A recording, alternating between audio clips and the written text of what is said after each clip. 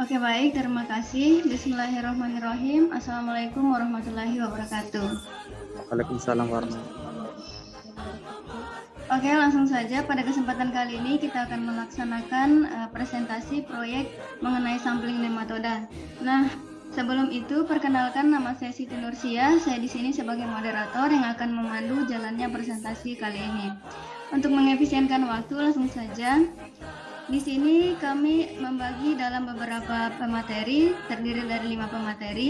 Pemateri pertama yaitu Debiansyah yang akan menyampaikan mengenai dasar teori sampling nematoda. Pemateri kedua Zulfa Syahida Ruslan yang akan memaparkan mengenai tujuan. Nela Anjarsari yang akan memaparkan mengenai ruang lingkup sampling nematoda. Ririn Ameliasari yang akan memaparkan mengenai alat dan bahan yang digunakan dalam proyek sampling nematoda, serta saudara Ernawati yang akan menyampaikan mengenai tata kerja sampling nematoda tanah seperti proyek yang sudah diberikan, seperti proyek yang telah diberikan. Nah, langsung saja untuk mengefisienkan waktu kepada saudara Debiansyah, disilahkan untuk memaparkan mengenai dasar teori sampling nematoda.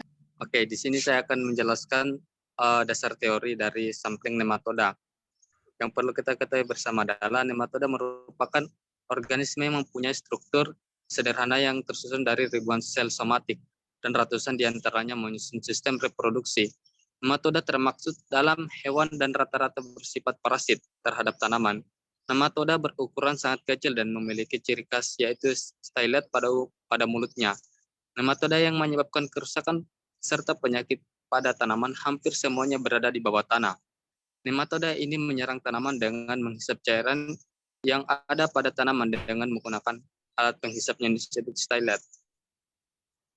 Mekanisme kerja nematoda yang merusak tanaman, umumnya nematoda berada pada tanah, kemudian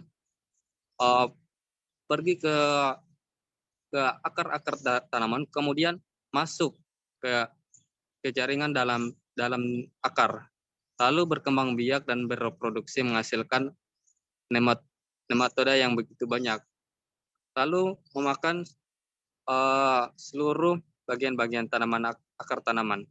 Selanjutnya pembacaan materi mengenai dasar teori yang akan dilanjutkan oleh saudara Yesi Ananda Burhan. Kepadamu dipersilakan. Baik, strategi pengambilan sampel yang tepat, unit prasyarat untuk menghasilkan data nematoda yang kuat, terutama mengingat distribusi nematoda yang heterogen dalam matriks tanah. Sehingga dalam proyek ini kami fokus pada metode Corong-Berman yang sangat umum sebagai pendekatan yang sederhana, cepat, dan murah untuk ekstraksi nematoda dalam penilaian global. Dengan menggunakan metode Corong-Berman, ratusan sampel dapat diekstraksi secara paralel dan dapat dibuat kembali dengan mudah oleh laboratorium tanpa memiliki pengalaman dalam ekstraksi nematoda. Jumlah tanah yang dibutuhkan relatif kecil, yaitu di bawah 100 gram, dan hanya sedikit air yang dibutuhkan, yaitu sekitar 200 mili per sampel. Oke, baik, terima kasih. Selanjutnya mengenai pemaparan tentang tujuan sampling nematoda ini yang akan disampaikan oleh saudari Zulfa Syahidah. Kepada saudari Zulfa Syahidah dipersilahkan. Baik, terima kasih sebelumnya. Untuk tujuan, topik ini bertujuan untuk memberikan pemahaman serta keterampilan kepada mahasiswa untuk memperoleh sampling atau sampel nematoda untuk diaplikasikan baik mahasiswa itu sendiri maupun dalam lingkup masyarakat. Terima kasih. Selanjutnya saya kembalikan kepada moderator. Untuk selanjutnya mengenai ruang lingkup sampling nematoda yang akan disampaikan oleh saudari Nela Anjarsari, kepadanya disilahkan. Baik, jadi untuk ruang lingkup dari topik sampel ini ada beberapa yang bisa saya sampaikan. Yang pertama itu penentuan sampel representatif, yaitu sampel yang dapat mewakili keseluruhan dari populasi. Kemudian yang kedua, penentuan jumlah sampel minimal. Selanjutnya yang ketiga, teknik pengambilan sampel tanah untuk nematoda. Di sini ada beberapa hal yang perlu diperhatikan. Pertama, jumlah dan kedalaman cuplikan yang disesuaikan dengan jenis tanaman dan juga luas lahan tempat sampel diambil. Selanjutnya, pola pengambilan sampel yang representatif. waktu pengambilan sampel, serta cara penanganan dan penyimpanan sampel. Untuk ruang lingkup yang terakhir yaitu teknik ekstraksi dan isolasi sampel. Terima kasih. Saya kembalikan kepada moderator. Oke, baik. Selanjutnya, pemaparan mengenai alat dan bahan yang digunakan dalam proyek sampling nematoda ini yang akan disampaikan oleh Saudari Ririn Amelia Sari. Kepadanya disilahkan.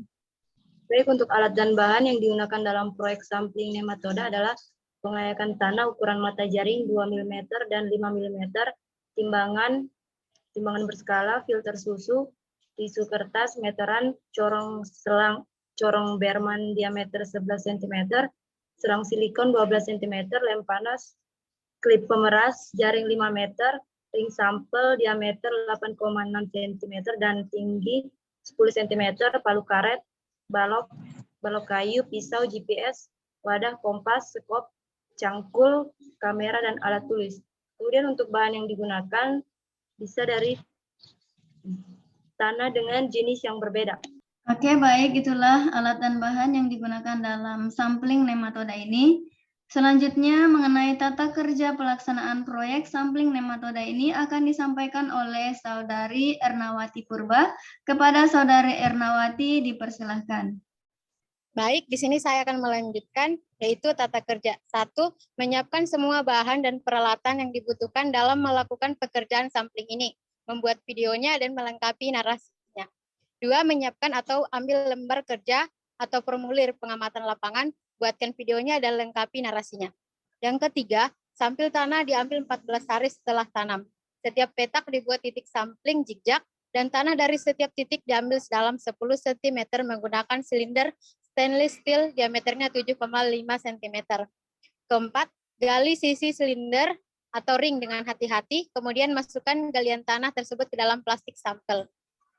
Kelima, setelah pengambilan tanah dan membawanya ke laboratorium, langkah selanjutnya adalah memeriksa apakah peralatan dengan metode sorong Berman.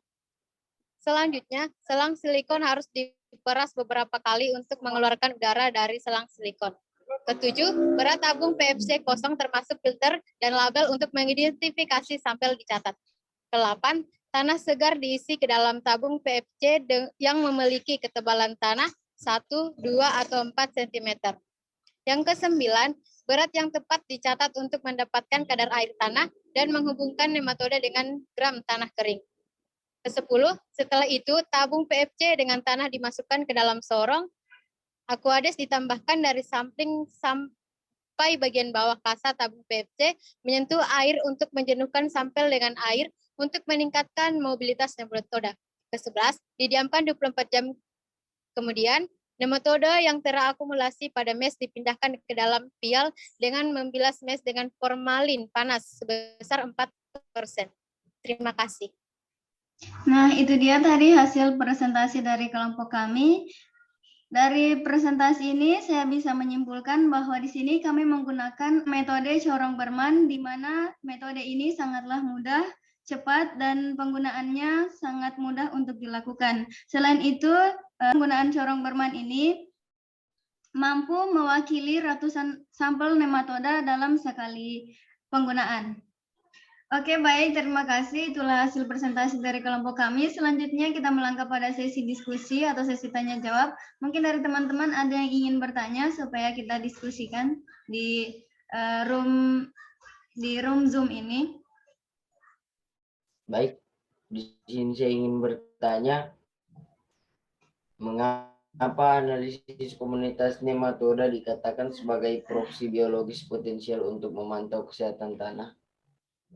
Oke, mungkin dari teman-teman ada yang bisa menjawab pertanyaan dari Saudara Yasril. Baik, saya akan menjawab dari pertanyaan dari Yasril. Tadi pertanyaannya mengapa sampling nematoda itu bisa dijadikan sebagai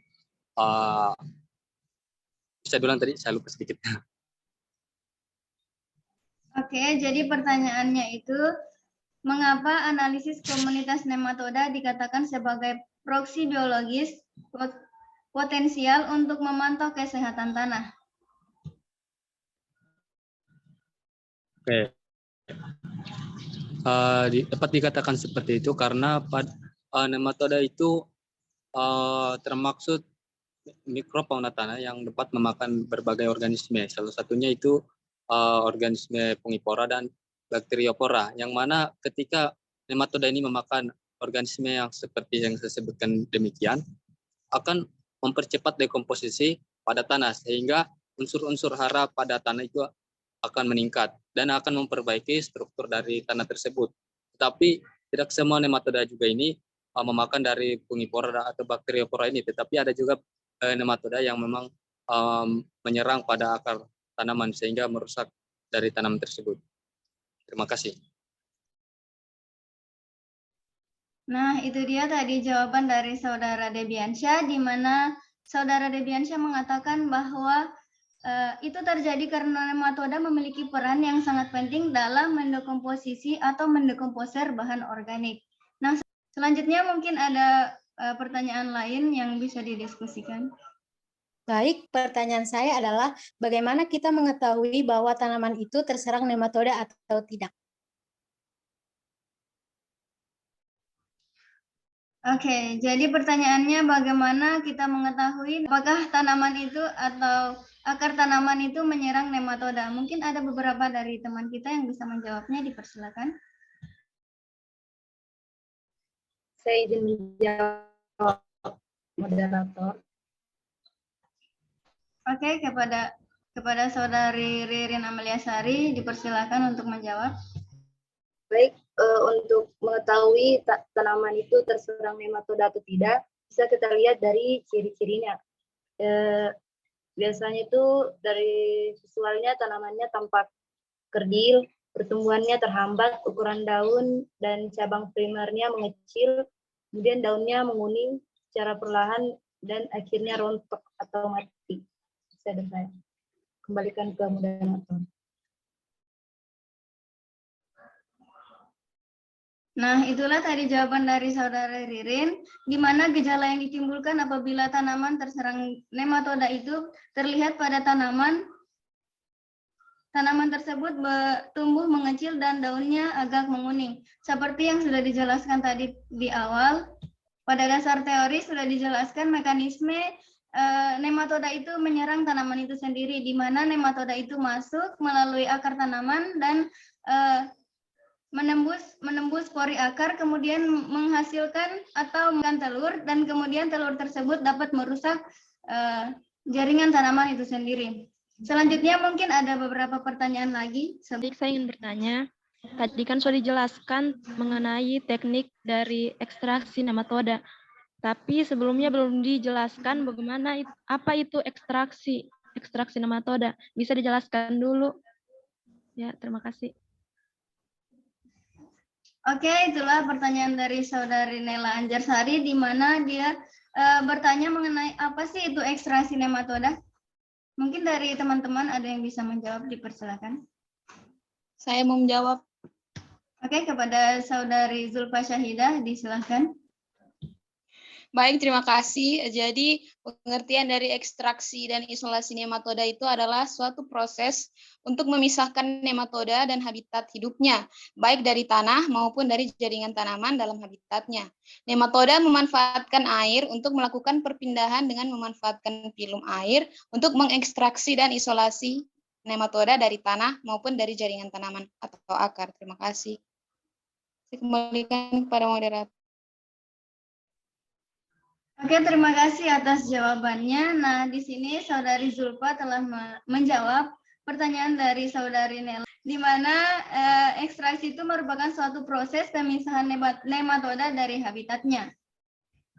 Mungkin masih ada pertanyaan lain sebelum kita tutup presentasi kali ini. Oke, itulah tadi hasil presentasi dan diskusi dari kelompok kami mengenai proyek 1 sampling nematoda. Apabila ada salah kata mohon dimaafkan. Saya tutup dengan ucapan billahi taufiq wal hidayah. Wassalamualaikum warahmatullahi wabarakatuh. Waalaikumsalam warahmatullahi wabarakatuh. Oke, what's up guys? Jangan lupa like, comment, dan subscribe.